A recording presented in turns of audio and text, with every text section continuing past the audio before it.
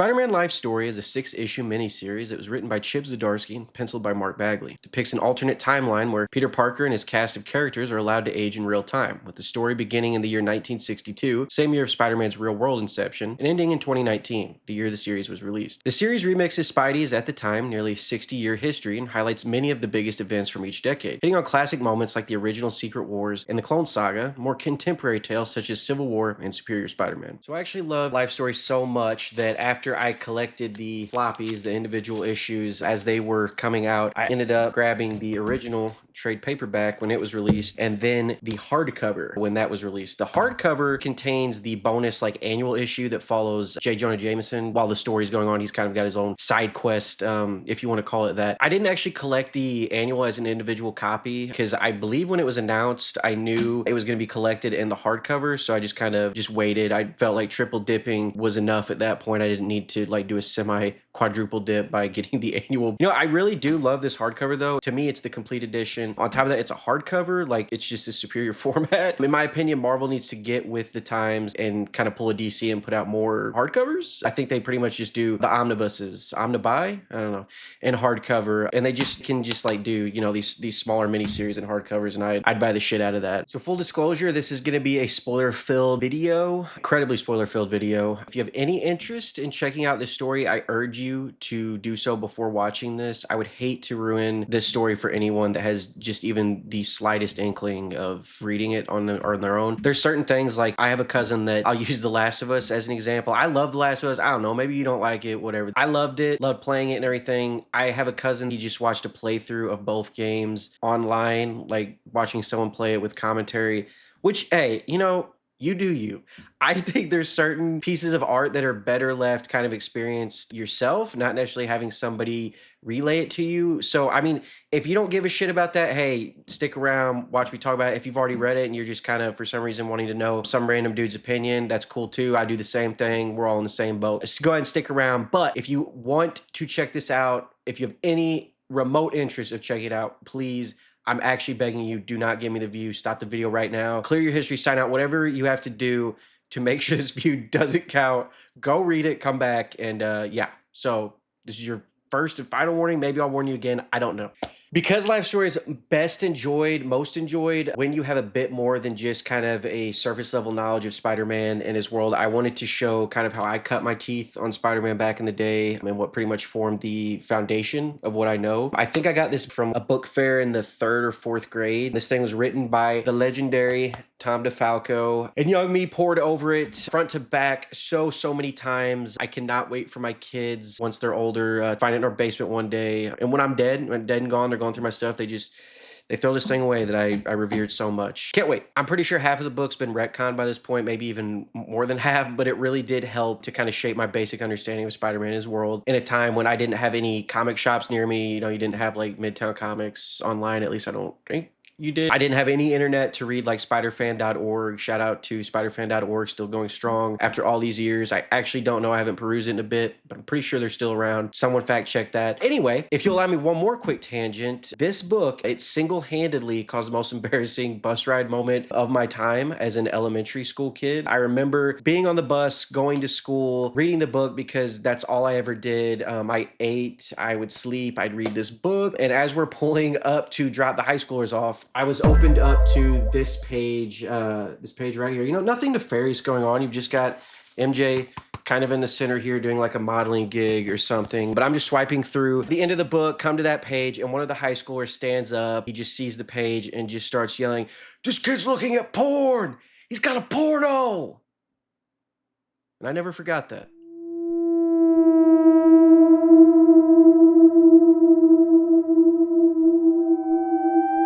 You, Jordan.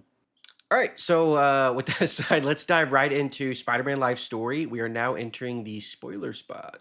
Yeah, imagine you just saw a really cool animation announcing that spoilers are incoming. I'm still learning Blender, but it's going to happen. I'm going to have an animation.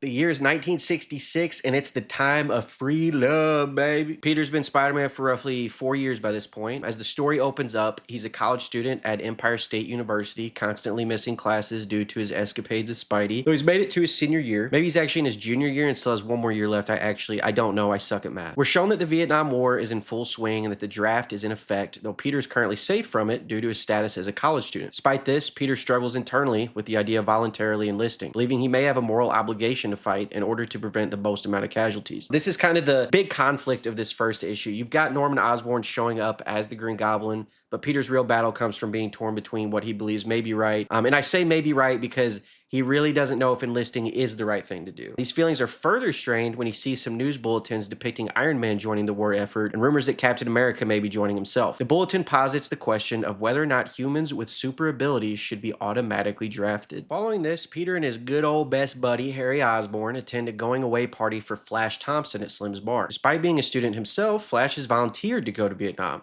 following his father's war-torn footsteps. However, when Peter presses Flash as to the reason he's really going, Flash simply replies, "It's what Spider-Man would do." Peter immediately stammers and tries to tell Flash that Spider-Man isn't in Vietnam and doesn't even appear to be going. But Flash defends Spidey, saying that he's got too much to do saving lives back at home. Peter's floored and ends up dejectedly sitting at the bar, attempting to work through his conflicted feelings. And that's when the issue decides to just go full speed ahead. It's revealed that Peter's sitting next to Norman Osborn, who he only just met for the first time earlier that day. Norman wastes no time at all telling Peter that he knows he's really Spider-Man, that he's rigged the bar to explode unless Peter follows his instructions to meet him in the back alley without alerting anyone. Peter confirms Norman isn't bluffing by seeing what I can only assume the bartender would believe is an out-of-season Halloween decoration if he decided to look up at the shelving and not a pumpkin bomb. Gearing up in their respective costumes, Peter and Norman fight as Spider-Man and the Green Goblin. Upon getting the upper hand in the battle, Spidey brings a Daily Bugle billboard down on top of the Goblin. In a moment of hesitation, Peter debates leaving Norman to die in order to keep his secret identity safe, but before he can mull it over further, his better nature kicks in and he pulls Norman from the debris, only to find Norman appears to be suffering from amnesia. Due to this change of fortune, rather than turning Norman into the police, Peter decides to take him to the hospital and devises a story that Norman was attacked. Immediately wonders if he's done the right thing, fearing that although Norman's memory is gone for the moment, it could return in the future. Before he can give much more thought to his fears, Spidey runs into Captain America and decides to ask him about his take on the Vietnam War, whether he's going. Cap is apprehensive, telling Spidey that he isn't sure if the war is right, but that he knows people are dying and that America is tied to it. He says he needs to go to Vietnam for himself to see what's happening without the truth being colored by news bulletins or the United States government. Unsure what to do himself, Spidey asks Cap if that means he should go as well. Cap tells him that he can forge his own path without feeling like he's at the beck and call of the world. In our first major deviation from the main 616 continuity, following his talk with Cap, Peter decides he can't let fear dictate his life and places an anonymous tip to the police, alerting them that Norman Osborn is the Green Goblin. They follow this up by searching Osborn Industries and end up finding Norman's Goblin gear. Despite Norman truly having amnesia and Peter being worried about how Harry will deal with this revelation, he's convinced he's done the right thing. Quick side note, in the main continuity, Norman wouldn't be publicly outed as the Green Goblin until the miniseries The Pulse in 2004. So dude was just running around for 60 years our time, whatever that translates to in Marvel time, with never having gone to prison. But then you've got, it's kind of the Batman Joker argument, like, okay, you don't kill the dude, blah, blah, blah, whatever. But Peter couldn't even be bothered to send him to prison. That's wild, man. Anyway, Peter suddenly remembers that Flash is going to be departing for Vietnam that day and rushes to Grand Central Station, only to be met by Gwen Stacy, who tells him that Flash's train left 20 minutes prior. Gwen begins berating Peter for seemingly having no care for others, and as Peter attempts to explain himself, Gwen notices his Spider-Man costume underneath his civvies, ending the scene. To round out the issue, we jump ahead to 1967. American soldiers in Vietnam are preparing to open fire on a small group of women and children, and at least 2 babies, when they're suddenly knocked down by the shield of Captain America, who demands the soldiers return to Iron Man and tell him that the Vietnamese people are under his protection, sowing the seeds for another conflict down the line. I know it's a Spider-Man comic, but I had to highlight that panel of Cap just because he looks badass, and he's really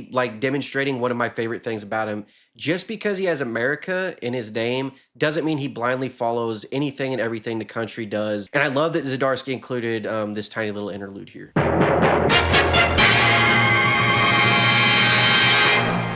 We We jump ahead 10 years to 1977. Peter's in a cemetery talking to an obscured headstone that I believe we're meant to think belongs to Uncle Ben. Gwen walks up behind Peter, in which it's revealed that the two are married and that Gwen is the chief biologist for Miles Warren's bioengineering company, Cyprogenesis. As they walk away, we're shown that the grave actually belongs to Flash, who ended up dying 3 years prior in 1974. We jump around a bit, discovering that Peter works at the Future Foundation alongside Reed Richards and a reformed Otto Octavius, who is also his uncle now, since he married Aunt May. It's also revealed that in this timeline, the war in Vietnam is still going on, with Reed stating that it's because of Tony Stark and Iron Man, currently believed to be two separate individuals perpetrating the cycle of violence. With an interruption from Octavius, we get the sense that Peter and Reed butt heads off. Peter's internal monologue confirms that he knows Reed means well, especially when it comes to hoarding some of his most amazing inventions from the world, but Peter believes that they could be doing more for everyone. Harry is shown to be visiting Norman in prison, having received a phone call from his father requesting that he come to talk to him in person. Norman makes mention of something called Project Gemini, telling Harry that he's helped him with so much,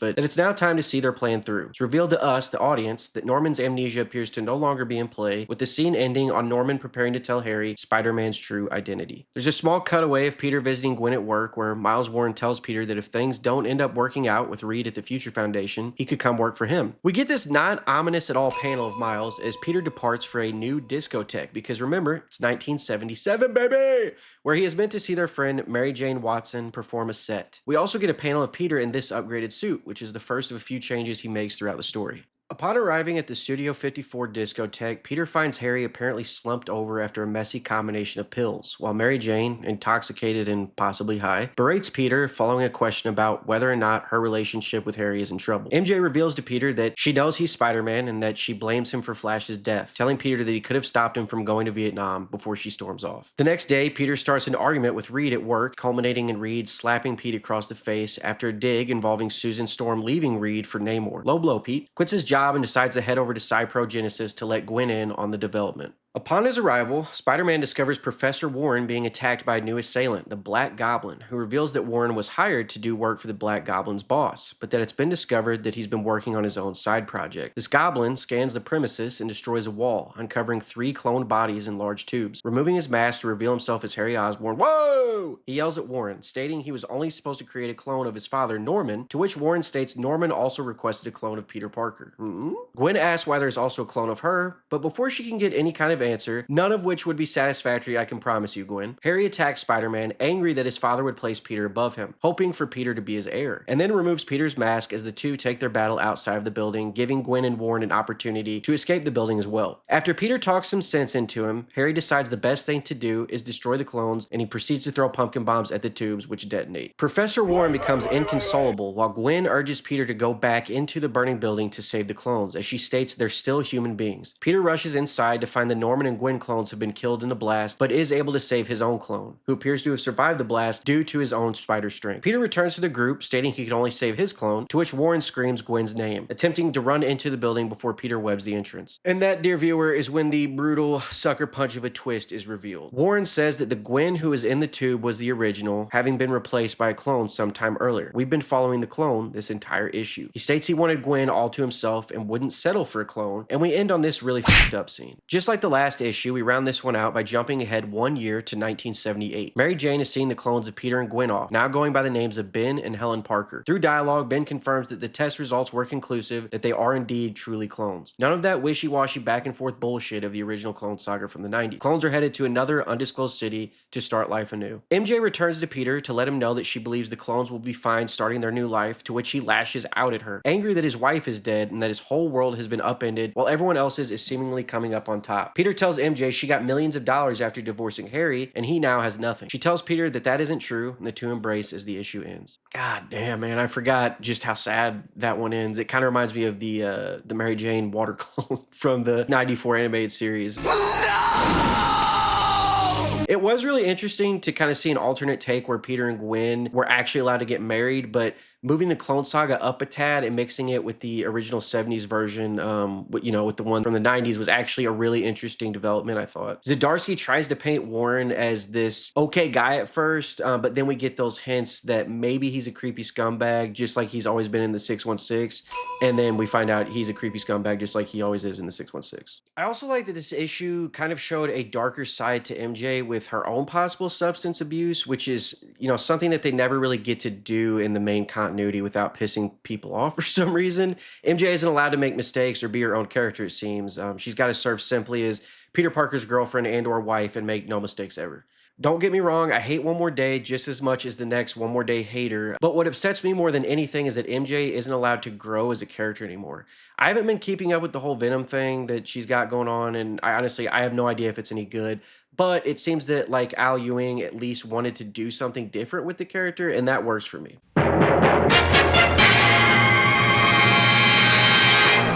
Another 6 years pass as issue 3 begins, and we're in 1984, the year of the original Secret Wars, which also takes place in this alternative universe. We see that in the interim years since we last left them, Peter and Mary Jane have gotten married and gotten busy, because Mary Jane is currently sitting in a hospital bed and very pregnant with twins. She laments that Peter isn't there with her, having last had contact with him 3 weeks prior. Even the tracker he's created for her isn't displaying a known location for him. In this opening scene, we also get an extremely heartbreaking look at a 90-year-old Aunt May who is with Mary Jane physically, but not mentally, displaying signs of highly progressed dementia, referring to MJ as Gwen and asking if Peter's come home from the library yet. This moment actually really resonated with me, as both of my grandmothers developed Alzheimer's, and knowing just how monstrous of a disease it is, I can only imagine MJ's frustration with Peter not being there to take care of May. You didn't say I was reading a porno on the bus, but you all the same, Alzheimer's. So next we get this awesome Bagley splash page of a fight between Spidey and various heroes and villains on Battleworld, with Magneto just aura farming in the background. Peter appears to be repairing his web shooters after the battle when he has a brief talk with Reed Richards, telling himself that Reed is a warning of what he could become if he pushes his responsibility for his loved ones away in turn for his responsibility to be a hero. Much like in the 8th issue of the original Secret Wars, Spidey, wearing a battle-damaged suit, runs into Thor and the Hulk, who direct him to a machine that should be able to create any type of clothing based merely on his thoughts, which is exactly how he winds up with the symbiote suit. Yeah, no redirect here, it's just the symbiote suit. As Peter returns home to Earth in New York City, we get this fun little Easter egg of Rorschach from Watchmen and a crowd of people that witness Spidey's arrival. Peter returns home to Mary Jane, startling her at first due to his unrecognizable new suit, but is then introduced to his new daughter and son, Claire and Benjamin. There's going to be people who are pissed that Claire isn't named Mayday or Annie. It's going to be fine. I promise. Take a deep breath. MJ tells Peter that the world has gone crazy, and we learn that while Peter and a majority of America's strongest heroes were teleported to Battleworld, Russia launched nuclear missiles against the United States. In this universe, the Cold War between the US and Russia took place just as it did in our world. However, Russia always feared an eventual invasion from America's superpowered beings. As soon as most of them mysteriously disappeared, Russia made their move. We find out that most of the missiles were dealt with, but the Vision, while diverting one away from Manhattan, failed to stop it from detonating, and Allentown, Pennsylvania was struck, killing numerous people. Vision is stuck in a motionless, intangible state at the site of the blast, which Peter witnesses himself as his own company, Parker Industries, is attempting to remove radiation from the area to allow life to return. Peter is even being assisted by Reed, who lets Peter know that the press is reporting he has a murderous copycat posing as him. Gee, that rifle looks familiar.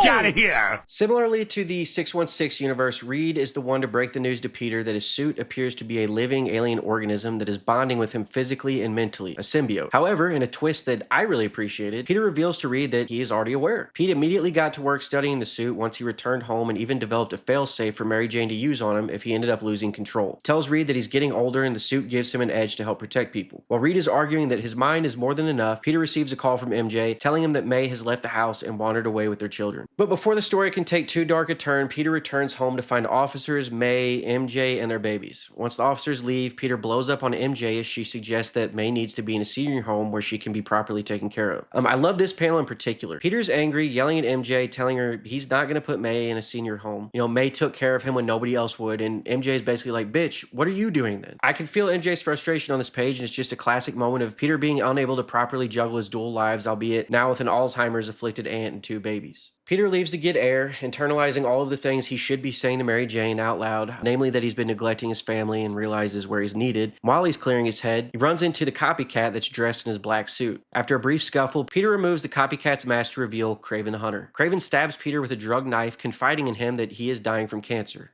Kraven, not Peter, and that seeing Spidey age and slow down has been heartbreaking. He wants to put him out to pasture and give him a warrior's death. While Peter tries to reason with Kraven, stating he has a wife and kids, Kraven raises his rifle and we're hit with a...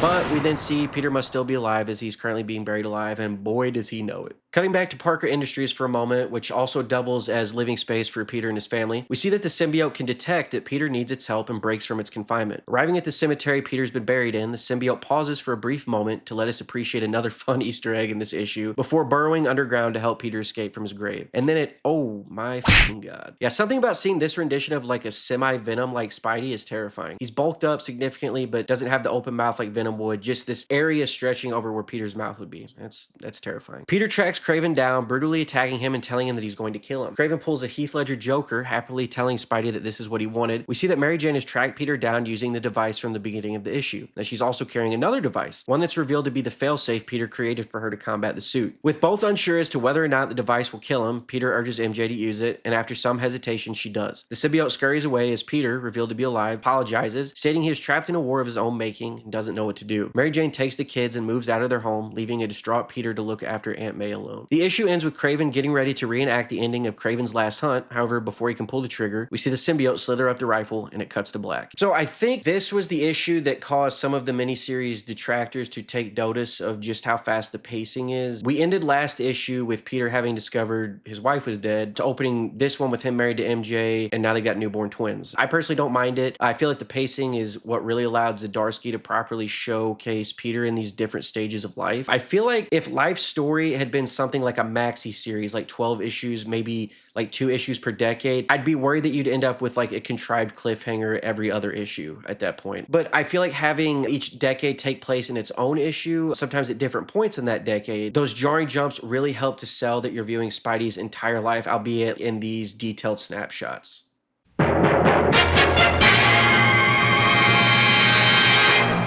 Now we get our biggest jump yet between decades and arrive in 1995, the year our Lord and Savior, the PlayStation 1, was released in the States. In the city of Chicago, we find Doc Ock, having returned to his life of villainy, is trying to draw out the city's mysterious new vigilante, dubbed the Red Mask. That's it? That's the best you got? Yeah.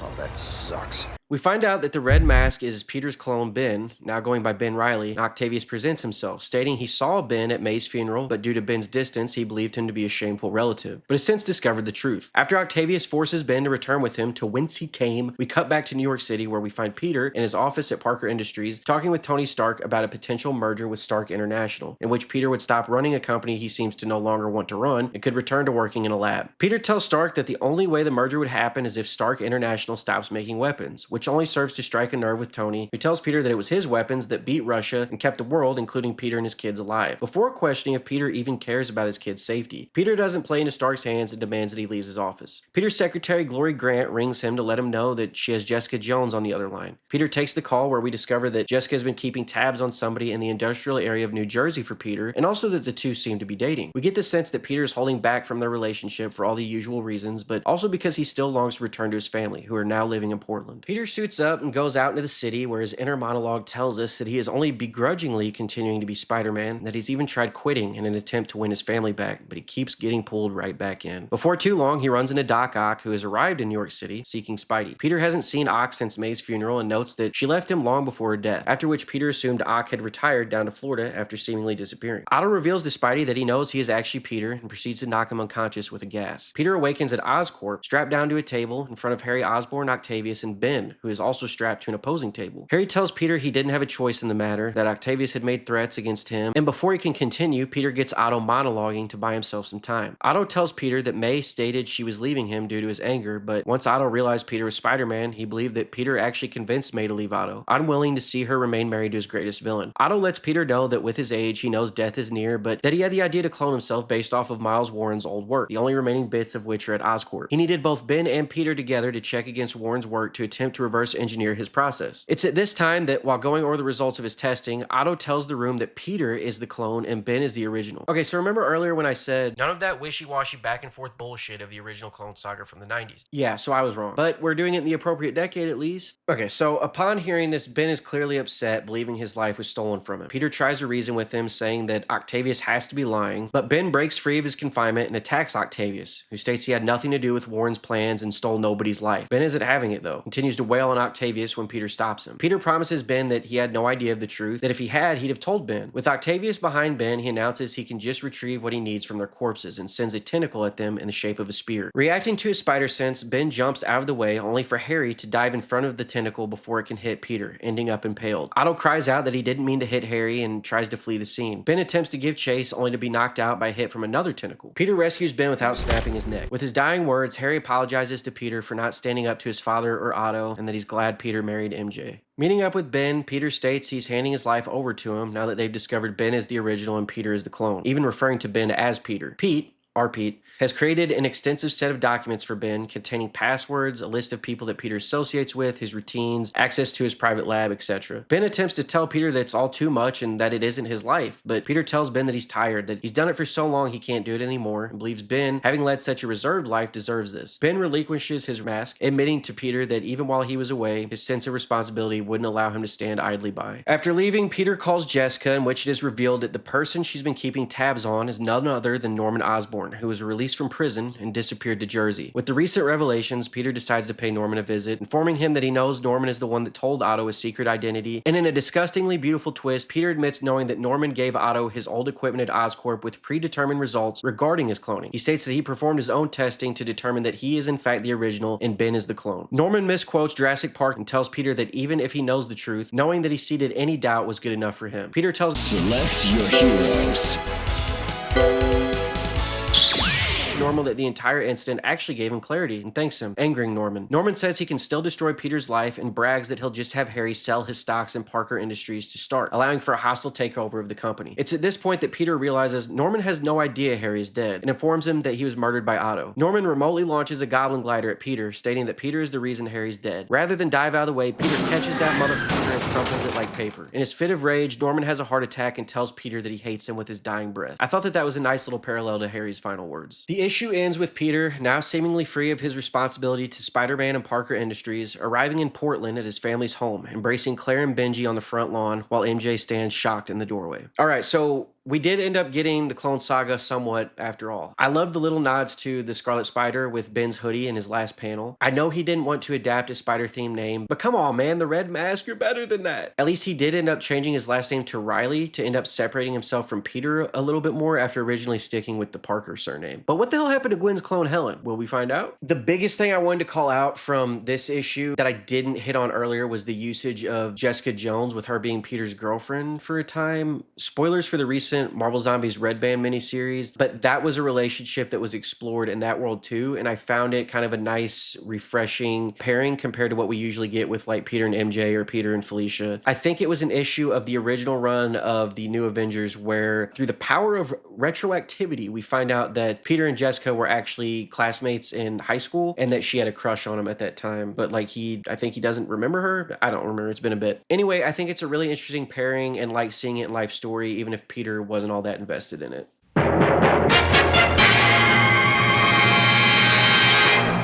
Okay, so now we get to the era where I began reading comics. Friendly Neighborhood Spider-Man #1 by Peter David was the first comic I ever collected for myself that wasn't passed on by somebody else. I mean, it was given to me as a gift, like bought for me. It wasn't like somebody else had it and then gave it to me. So yeah, it was like my first comic. It was the start of the other storyline, a storyline that is possibly very loosely being adapted for the upcoming Spider-Man Brand New Day, or maybe not, time will tell. We'll revisit this once the movie comes out. This storyline really started diving back into the whole mystical spider totem stuff that was created by JMS, and because I don't really want to get into all that, we'll just leave it at that. Issue 5 opens up in 2006, once again 11 years after the point we last left off. In no time at all, Ben Reilly is unceremoniously murdered by a new threat named Morlun, a vampire, an interdimensional energy vampire. I don't even remember what he's supposed to be anymore. Guy really lost what little luster he had when the Spider-Verse minis ran him into the ground. Anyway, for the purpose of life story, Morlun is a bad dude that clearly possesses some kind of life-draining powers, which he uses on Ben as he mocks him for being a clone, just to add insult to death, I guess. Jumping over to Portland, Peter is doing his best Steve Rogers in Age of Ultron impression, trying to convince Claire she needs to decide what she needs to do for college, when Benji frantically calls for them to come inside. On the TV, we see the news is broadcasting Spider-Man's death, noting that his real identity is that of Peter Parker. I know Ben's dead in this shot, but this suit goes hard, man. I like how the wrists of the gloves are separated and larger than the sleeves. Like, it gives Lee Bermejo style vibes, and I dig it. Sorry you're dead, Ben. Peter lets his family know that he believes Morlun is behind this, and basically says the spider totem stuff that I just said a couple of minutes ago, albeit with even less enthusiasm. Peter tries to pack a bag to leave and flee to another country, attempting to stay ahead of Morlun to keep him away from his family, but Claire interjects, telling him he has to go to New York instead and suit up. While Peter attempts to tell Claire that he hasn't been Spider-Man in years, Claire states that she knows he acted out when last in New York City, attending J. Jonah Jameson's funeral. We get this line from her, "And you told Mom that you didn't put on a mask that day, but how could you not?" We then see that Peter was at Ground Zero on 9/11 attempting to save those he could. Honestly, I could have just done with that initial shot of him like lifting the rubble with Claire's "but how could you not?" But come on, there was no way 9/11 wasn't going to be referenced in this story about a superhero New Yorker. She accuses him of living out in the woods as a way to keep himself from being the hero he's supposed to be, that if he can't see people in danger, all is good. She mentions that day leading to the creation of the Superhuman Registration Act by Tony Stark, which now has me wondering if 9/11 was caused by a supervillain in this universe, which obviously we don't touch on that at all. Speaking of Tony Stark, we cut over to Washington, D.C., where Stark, as the United States Secretary of Defense, is reacting to the death of the man he believes to be Peter Parker. We discover that the superhero civil war is indeed going strong in this world when an aide tells Tony that the Daily Bugle has just released a story in which they spoke with a very much alive Peter Parker, who stated that he was cloned by a man that was given Spider-Man's powers and that it was the clone who died. It's really dumb, but he knows it and is just trying to draw Morlun out. On his way to Parker Industries to tie up some loose ends, Peter finds Tony on the HQ steps. Tony states that he knows Peter is Spider-Man and that he's going to offer him a chance at amnesty in the face of the Superhuman Registration Act. Register and become an Avenger, and all will be forgiven. Peter responds with a simple, "Drop dead, Tony," and Tony unleashes his armored Avengers upon him, which seem to consist of War Machine, Black Widow, Captain Marvel, She-Hulk, and Iron Fist. Back at the Parker residence, MJ is glued to the TV screen for any word on Peter, while Claire tells a worried Benji that she should have gone to New York with Peter as backup, revealing to us, the audience, that Claire and Benji did indeed inherit their father's spider powers. Before she can beat herself up further, the living room wall explodes and Morlun makes his appearance known, asking for Peter. Jumping back to Peter, he proceeds to get his ass handed to him by Iron Man and his Avengers, with Pete noting that his spider sense is useless if his body is too slow to react to the incoming damage. His time spent pushing Spider-Man out of his life is starting to catch up with him. Suddenly, Captain America appears with his own band of Avengers comprised of Cloak, Dagger, Hawkeye, and Luke Cage. We cut back and forth between Claire and Benji's fight with Morlun and Peter's fight with his fellow superheroes. Peter, still believing Morlun to be on his way to his location, runs into Parker Industries and to his secret lab containing his multitude of suits. Morlun grabs Claire and begins to drain her life force, but lets her go when she scratches him across the face, drawing blood. Determining that Morlun's seemingly invincibility goes offline when he's in feed mode, Benji gives himself up to Morlun, buying Claire enough time to strike him with a tree stump and sending him flying into a broken tree where he's impaled through the heart, killing him. The issue ends with Peter pulling out a Deus Ex Machina and disabling the armor of Tony's Avengers, citing that Tony's untrusting nature will always be his downfall. It's revealed that Tony isn't even actually there, it's just a hologram piloting his suit, and he pieces out. Peter tells Cap that Morlun is an energy vampire. Okay, so yeah, I was right earlier. And he's after him, to which Cap says they'll face him together.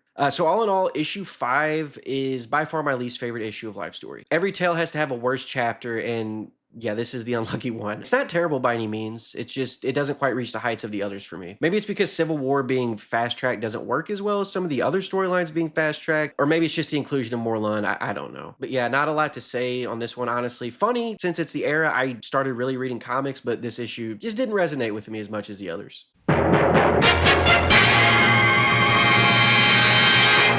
And now our biggest time jump. With the final issue, we are now in 2019, the year this miniseries released, which was also 7 years ago. Holy time flies, man. Peter is recounting a recurring dream he's been having lately to Mary Jane, stating it takes place at the moment he let the robber go that ends up killing Uncle Ben, but that something feels different. Before he can continue, she cuts him off and says he can finish the story when he's back from his current mission. He and Miles Morales are getting ready to head to space. We find out that Benji survived his encounter with Morlun, but must now use a cane. He gives Peter a device and reminds him that it will take 5 minutes to charge once installed, but then gets cut off by Claire, now in her own suit, stating she wishes she could go with Peter and Miles. Man, cutting off the men in this family, like mother, like daughter, I guess. The Civil War has ended and Peter states both sides lost, paving the way for none other than Victor Von Doom to take complete control of the world. While going over their plan of sneaking aboard Doom's space station, which contains his Doomsday device powering his earthbound technology that is presumably throwing the world into chaos, and comparing it to Return of the Jedi, Peter notes that Miles has become uncharacteristically serious in the face of his jokes. Arriving at the space station, Peter recounts all of his friends that are now dead or have gone missing in Doom's wake, and tells himself that despite now being the leader of the Resistance, the next generation of heroes consisting of Claire, Miles, and Kamala Khan, have themselves figured out at an age that he was still struggling to find himself. While installing the device given to him by Benji, Peter cracks some more jokes, at which point Miles angrily tells him to stop, even referring to him as Parker rather than Peter. Suddenly the power goes off in the station, but Miles notes that it is running on backup power. Due to this, the 5 minutes that the device required to charge has now become 10, but Miles believes it will still allow the system to self-destruct and destroy the Doomsday device. Peter says he's going to see if he can find the source of the problem to possibly restore the main power, internally telling himself that he needs to take it easy on Miles, who he knows is under a lot of pressure. Looking out one of the station's windows, Peter sees that the shuttle he and Miles arrived in has been destroyed, but realizes that his spider sense isn't alerting him to any danger. Suddenly, he's attacked by a symbiote wearing Kraven the Hunter, complete with his lion vest. Yeah, man, just look at that lion vest. Look at that thing. Peter realizes that in his old age, he's become entirely reliant on his spider sense and proceeds to get the shit beat out of him. Miles enters the fray, referring to this venomized Kraven by his first name, Sergey, before having his helmet broken apart. As Kraven attempts to infect Miles with a portion of the symbiote, he stops in surprise, stating, "Oh, this is rich, well played, old friend." Peter uses another one of those fancy Deus Ex Machinas, which appears to be a sonic generator mounted into his web shooters, and with one punch, separates Kraven from the symbiote, revealing the symbiote was only puppeteering Kraven's skeleton. Using all of the out-of-character moments from Miles that Peter's picked up on, he deduces that Miles isn't actually Miles, but rather the mind of Otto Octavius in the body of Miles Morales. Due to Miles' power of invisibility, Otto gets the upper hand on Peter, despite both men possessing spider sense. Otto begins to monologue, stating that he had originally planned to steal Peter's body, but as the years went on, Peter's body became too frail compared to someone like Miles, who has an entire life ahead of them. Doom had hired Otto to keep tabs on Peter, but Otto decided to turn against Doom and prove himself as a superior hero to Peter. And then because comics, they proceed to have a mind fight. Otto says he's going to destroy Peter's mind, summoning avatars of Venom, Green Goblin, Rhino, Vulture, and Electro, and then we get this badass line from Peter: "You in what army?" Hell yeah, old man. We get another awesome Bagley splash page, this time with Peter and avatars of his various suits throughout the miniseries attacking Otto and his band of villains. Peter's beating the snot out of the villains when suddenly, again because comics, Otto grows much larger in size and takes on a more youthful appearance, which means I guess his mind is beating Peter's in this moment. Just as it looks hopeless for Peter, Otto is distracted by an apparition of Aunt May, who tells Otto that if he wants to be a hero, he needs to let Miles go and accept that death is just a natural part of life. She states that there was never competition for her love between Peter and Otto because there's no limit on love. Otto admits he is afraid of death and proceeds to vanish in a cloud of dust. The power of love, I guess.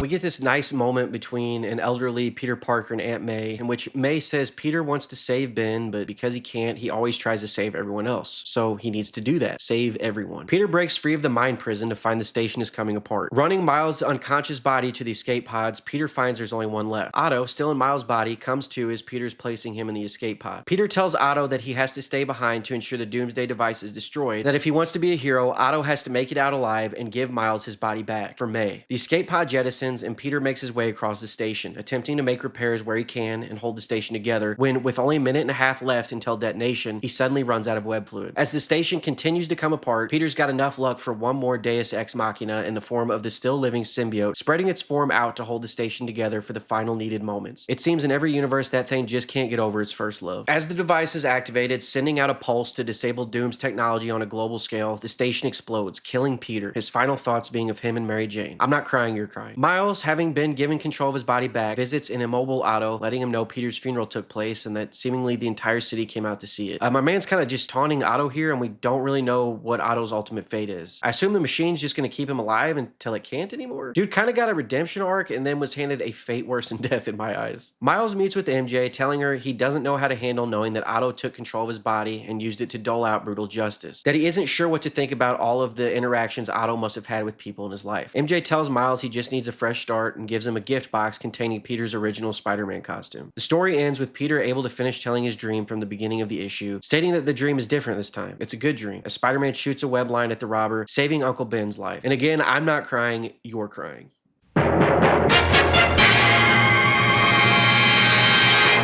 Before I give my closing thoughts, I did want to briefly touch on the Life Story Annual. Other than a scene in the 60s decade and the mention of his funeral, Spidey staple J. Jonah Jameson does not appear in the main Life Story miniseries, which is where the Annual comes in. I'm not going to give it as much time as I did for the individual issues, but make no mistake, the Annual is still a great companion piece. It even shows the return of Gwen's clone, Helen, now having changed her last name to Carol, following her separation from Ben. To summarize the Annual, it starts in 1965, showing how, just like in the 616 616 universe, Jameson bankrolled the creation of the Scorpion. However, the main deviation comes in the year 1966, in which Gwen's father, Captain George Stacy, comes to Jameson's home to arrest him, stating that Matt Gargan revealed Jameson's role in the creation of his alter ego, the Scorpion. And let's be honest, as much as we all love JJ, the guy did canonically bankroll the creation of Scorpion, Spider Slayers, all that good stuff, and like never faced any consequences from it. So this is just a sort of multiversal karma. The issue jumps throughout the decade, showcasing JJ's time in prison and his coming to terms with his hatred for Spider-Man, the why and how of it all, as he works on writing a memoir. Gwen's clone begins working as a group counselor for the prison and gains Jameson's trust. Upon his release from prison in 2001, JJ, having finally accepted his role in the creation of the Scorpion, his responsibility for all of Scorpion's victims, and recognizing Spider-Man for the hero he truly is, commandeers an old Spider Slayer and tracks down Matt Gargan, fighting him on the rooftop of the Daily Bugle and killing Gargan by impaling him with the tail from his own Scorpion suit. Exiting the Spider Slayer, JJ collapses from a heart attack and dies, believing he has finally done the right thing with his life. The annual ends at Jameson's funeral, with Helen finding Peter in attendance and giving him a copy of JJ's newly published memoir. So yeah, annual was good. It was really nice getting an explanation for where JJ was during the events of the story. I think at the top of this video I said like he was on a side quest, and I guess if that side quest is being stuck in prison, yeah, we can call it that. But because it wasn't necessarily Peter's story, I didn't want to concentrate on it too much and like go into, you know, full detail. I did love the ending though, with Jameson tracking down Scorpion to kind of finally right his wrong.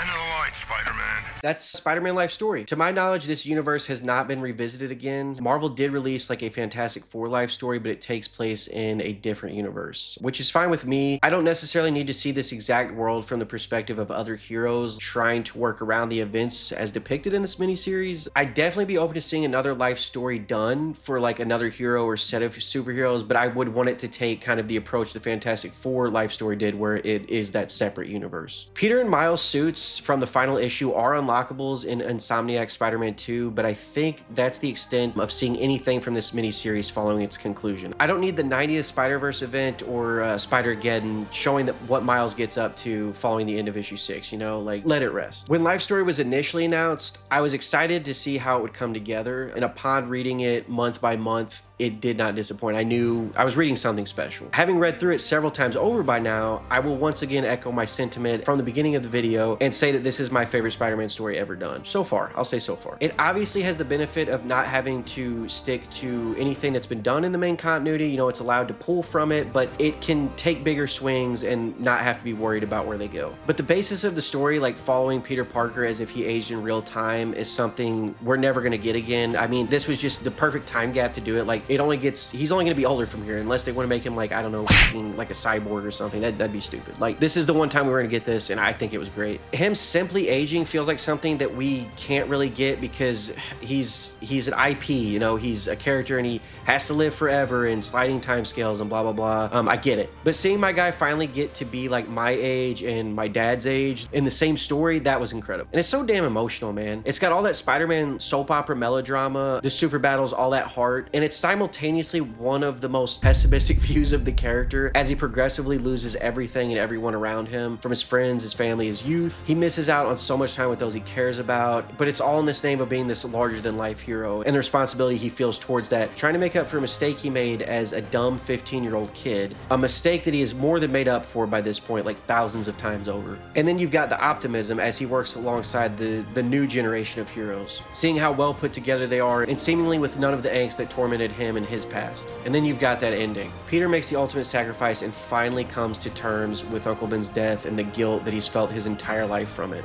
I love this story, man. All the flowers to Zdarsky, Bagley, you know, I mean, they've done incredible stuff aside from this, but I love this. I love this story. But hey, that's been me. I hope you enjoyed listening to my thoughts on Spider-Man life story. And if you didn't, I don't know, go f yourself. No, I'm joking. If you want to engage in the comments with your thoughts, go ahead. If not, I'm not gonna hold a gun to your head. I'm not needy. I don't need your validation. Okay, so until the next one, see ya. Bye.